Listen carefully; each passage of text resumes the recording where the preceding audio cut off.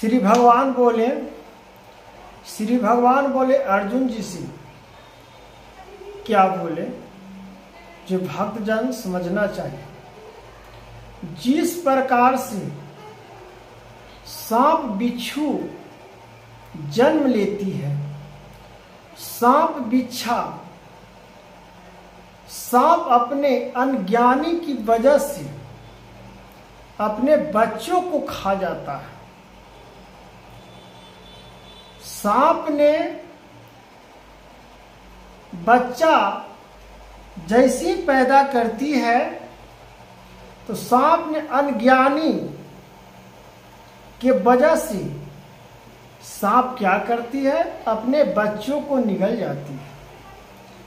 जो शेष बच्चा इधर उधर बच जाती है, ओहे सांप फिर बन जाती है बड़ा। तो भगवान श्री कृष्ण जी कहते हैं कि जिस प्रकार से अनज्ञानी पुरुष ज्ञानों के परिवर्तनों को न समझने योग्य और समझने योग्य को जो नहीं समझता है और समझने में उसको बहुत कठिन की बात नहीं है, उसी प्रकार से अपना ज्ञानों को खा जाता है। जिस प्रकार से सर्प ने अपने बच्चों को खा जाती है, उसी प्रकार से अनज्ञानी पुरुष ने खुद अपने ज्ञानों को खा जाती है। तो भगवान ने कहते हैं कि तुम मन को भावित परंतु जिन प्राण चली, जिस प्राण से हम लोग को वचन निकलती है, जिस प्रकार से अवहेलनाओं को हम लोग ढकते हैं, अवहेलना भावों में हम लोग परिवर्तन के रूप में हम लोग अपना कर्मों को, अपना कर्तव्यों को करते हैं। जिस प्रकार से हम अपना काम को रखते हैं जारी, जैसे आप डॉक्टर हो तो डॉक्टरी आपका एक पेशा है, ईमानदारी से उसमें आपको कमाने का हक है।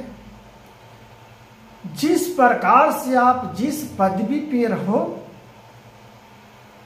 उस पदवी का धर्म निभाना आपका कर्तव्य बनता है।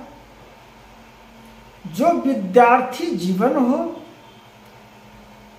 तो आपका पढ़ाई करना कर्तव्य बनता है। तो उसी प्रकार से जब आपका कर्तव्य बनता है कि हमारा डॉक्टरी पेशा है तो हम पेशेंट को इलाज करेंगे, तो पेशेंट ठीक होकर जाएगा। उसी प्रकार से जिस पद पर हम हैं, उस पद का हम उपयोग ढंग से करते हैं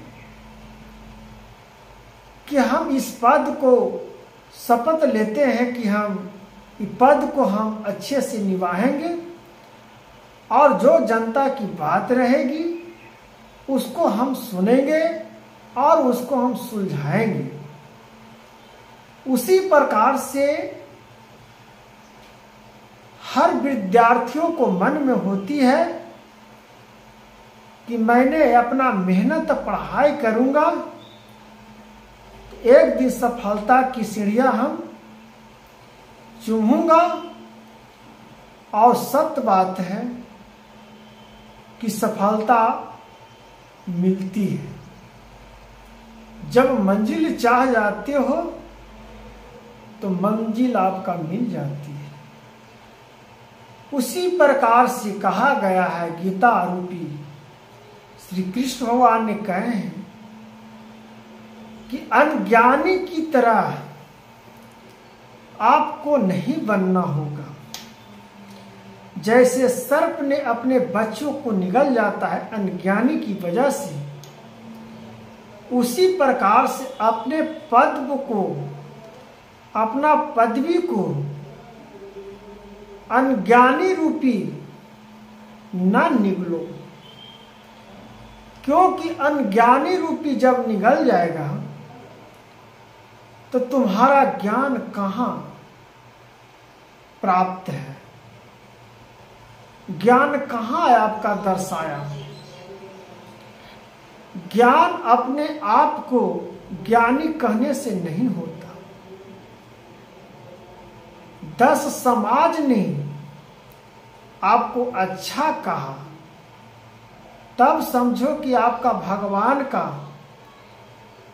कर्तव्य आप पर बनी हुई है, तब आपको 10 गो समाज आपका नाम ले रहा है कि नहीं अच्छा डॉक्टर है, अच्छा विद्यार्थी है, अच्छा इस पदवी का कोई बड़ा पदवी हो उसका नाम होती है।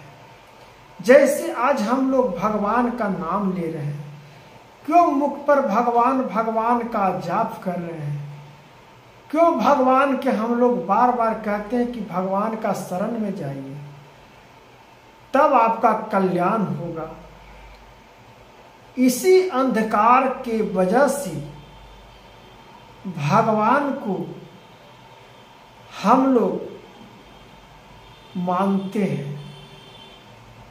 अब मानना मेरा कर्तव्य है, क्योंकि भगवान ने जितना लीलाएं हम लोग के बीच छोड़ के गए हैं, क्योंकि भगवान ने भी मनुष्य रूप में जन्म लेकर मनुष्य को दिखाए कि आज जीवन में देखिए कि मनुष्य के रूप में हम आप लोग को आकर कैसे अपना संकट झेला हूं और कैसे संकट को सामना कर कर ज्ञानों को प्राप्त करके आप लोग को बीच हम ज्ञान को छोड़कर जा रहे हैं। जैसे ने अब्दुल कलाम हमारे देश के लिए कितनी दान, कितनी अच्छे प्रदर्शन, अब उनको हम भगवान नहीं कहेंगे तो उनको हम क्या कहेंगे, क्योंकि भगवान का स्वरूप थे, क्योंकि उनके पास त्याग था, उनके पास धन का लोभ नहीं था, वो अपना पदवी को गलत व्यवहार से नहीं चलाए। इस चीज को हर व्यक्ति को, ज्ञानी रूपी व्यक्ति को समझना चाहिए, और जो अनज्ञानी व्यक्ति है उसको भी अमल करना चाहिए कि कैसे ज्ञानी व्यक्ति सारी चीजों को त्याग कर अपना जीवन को सफल बनाकर और अमर होकर, जिस प्रकार से भगवान ने अमर अजर अचल अधिकारी के रूप में भगवान ने सूर्य की तरह उजाला फैलाकर हम लोग को जीवन को दिए हैं, उसी प्रकार से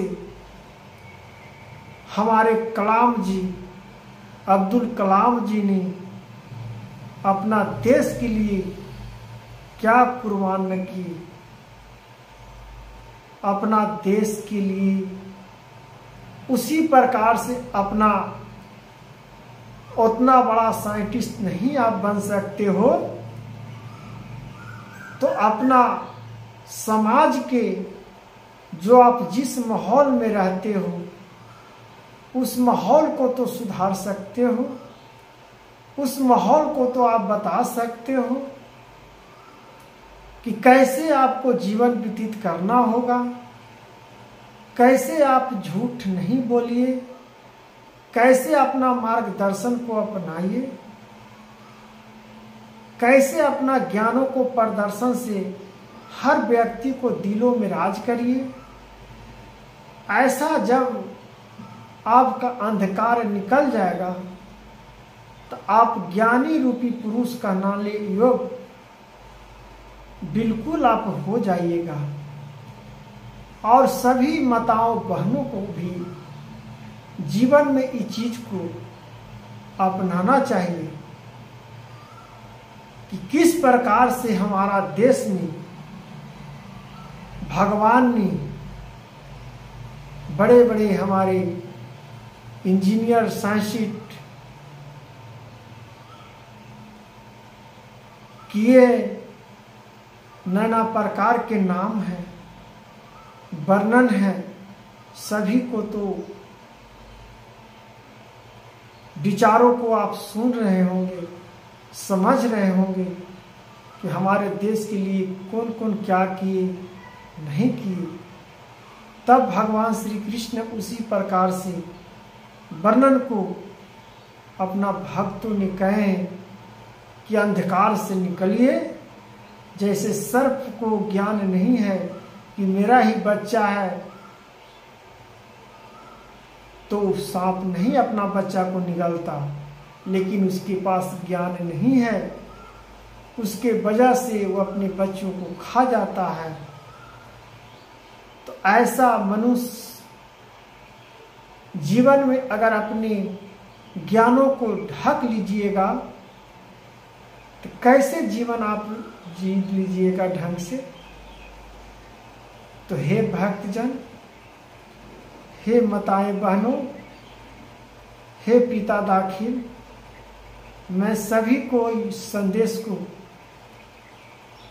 इस कथाओं को माध्यम से जो श्रीमद् भागवत कथा को अमल करते हैं, ये अमल नहीं करते हैं, उनको भी मैंने ये बता रहा हूँ, इस चीज को अमल करिए और अमल करके इसको उपयोग करिएगा तो ज्ञान को आपको परिवर्तन के रूप में आपका और ढांचा के रूप में आपको प्राप्त होगा। तब जाके आपको मार्गदर्शन मिलेगा, तब जाके आपको ज्ञानों का प्राप्त होगा। तो इस प्रकार से आप समझने का प्रयत्न करिए और इस मनुष्य निहत्थे को बिना कुछ किए हुए ऐसे न जाने दो और ऐसे तड़पने न दो। उसी प्रकार से कहा गया है कि श्री भगवान का भजन कीर्तन कितना विचित्र सी भगवान ने हम लोग को छोड़ के गए हैं, कितना सी विचित्र सी मनुष्य तन हम लोग को देकर गए हैं और बता कर भी गए हैं और समझा कर भी गए हैं कि जो हम कर रहे हैं वो हमको याद है और ख्याल भी है। तो कम से कम भगवान ने तो इतना करके गए हैं हम लोग के लिए।